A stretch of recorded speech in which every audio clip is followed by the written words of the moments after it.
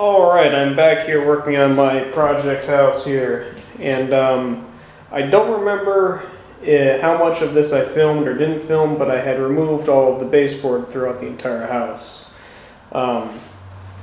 So, as you can see, there's none in the kitchen anymore. There's none out in the hallway and down towards the bedrooms. So, the one thing that I'm going to accomplish here, because this is actually one day after my day job that I'm here doing this, so I usually end up trying to only stay here for a couple hours at most. But another concern is the fact that I'm about to create a crap ton of dust, because that ball and all this stuff here that I had put some joint compound on that you can see here in the corner and there has not been sanded yet. It's dry and was dry, but I didn't end up getting a chance to sand it, so I'm going to create a crap ton of dust and then just go home, let the dust settle, and I'll come back tomorrow after work. And I plan to at least start and get as far as I can of getting primer on all of the walls. If I can, I'll do the entire kitchen hallway setup. If not, I'll come back again on Friday or finish up on Saturday, whichever ends up being. And yep, if you're wondering, the ceiling is painted. It came out nice. Like I said, it's not hard to get a half decent job on a ceiling. It doesn't really, you don't have to get super particular with it. You never really notice it. And I'm surprised at how well those areas that looked like that before on the tops of the cabinets, how well the paint covered.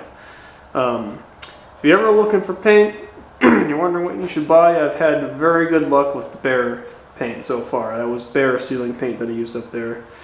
And I got Kills Primer, which is a Behr product, and then I have Behr paint to go over top of it. I've had very good luck with Behr, so I recommend Behr if you're ever in need of paint. Yes, really.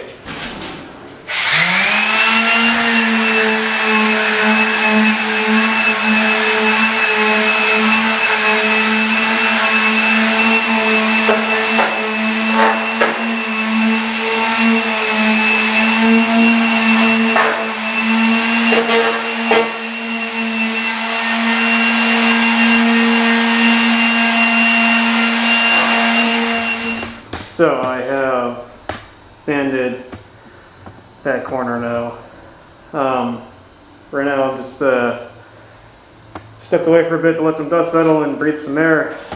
And next thing I'm going to do is just take that same sander and just hit all the lips left behind of the where the baseboard was, because there's a paint lip there, because the house has been painted like 5 different colors. I'm about to paint like a 6th color. So there's a nice thick layer of paint there that, sort of leaves a break and some whatnot. So I'm going to take and just hit that real quick. And yeah, that'll be done hopefully be it for the sanding for this part of the house anyways. There's still sanding to be done in the other rooms of the house, because those will also be touched up too, not to this extent. But there are blemishes and holes that have accumulated over the years that need to be fixed. And also, if you are doing this much drywall sanding or doing any drywall sanding, definitely lock off or block off the rest of the house. Shut all the doors. If you have any open, ways like that, there's a piece of plastic there to block all the dust and sort of try and keep it contained, because drywall dust is the worst. So, oh, there's a couple spots, and I'm going to put another layer of joint compound on there. But, I mean, I'm not super concerned about anything that's on this wall, because it's going to be covered with cabinets and some sort of black backsplash. But there are a couple spots that I'm going to put another layer of joint compound on. So, yeah.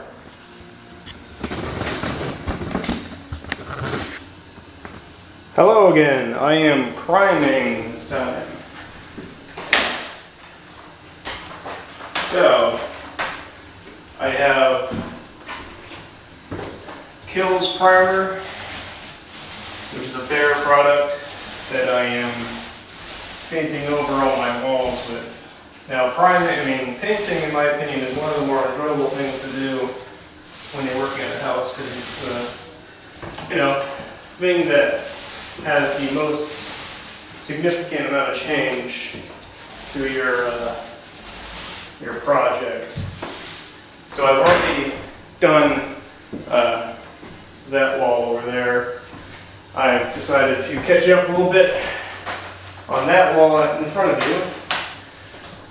And I've already cut in all the ceilings, I've cut all the corners, so I'm slowly working on painting this section of the wall. I'll pull it off the tripod in a second and show you what I got going on. So I'm doing a two-step process with my paint and primer. I'm first priming it with this Kills 2, which is a stain blocker paint, and a sealer, primer, yada yada. Mostly because I have to cover some pretty hefty colors on top of some stains and whatnot. The bathroom was really stained. So the Kills stuff I can't recommend, anymore. I mean, it covers really well. And it worked out really well for the bathroom, so I'm doing the same thing out here, of course. Then I have a Behr paint that I put on top of it, over just, a coat or two over top of this, depending on, how stained the wall is on painting. You do one coat, sometimes I'll do two. Like the bathroom is all two coats. Anyways, it is more expensive to do it this way because I have to buy the primer and the paint. If you had a normal house or whatnot, you could get away with a primer / paint all in one. It would be cheaper overall, but because of my situation, I'm doing it in two steps. And this also works for brand new drywall and joint compound, which I do have some of that in the house. And of course, all my walls are resurfaced with joint compound all over the place. So, I am going to continue on.